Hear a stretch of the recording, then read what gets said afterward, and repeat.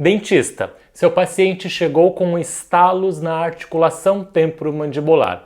Você conhece 3 diferentes tipos de estalos e sabe diferenciar o seu diagnóstico? Meu nome é André, eu sou dentista, professor e pesquisador de bruxismo na Université de Paris, na França, e aqui eu ensino dentistas a terem segurança no diagnóstico e no tratamento dessas condições. Existem 3 estalos importantes.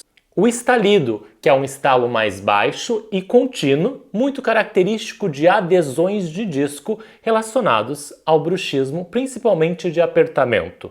Segundo, o estalo, que é um ruído único e de curta duração, que lembra um deslocamento de disco para anterior.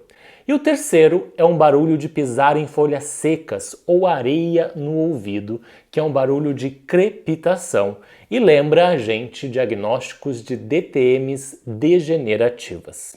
Se você quer saber mais sobre esses conteúdos, toda semana eu ministro aulas gratuitas aqui neste canal. Então, me segue para não perder nenhum conteúdo.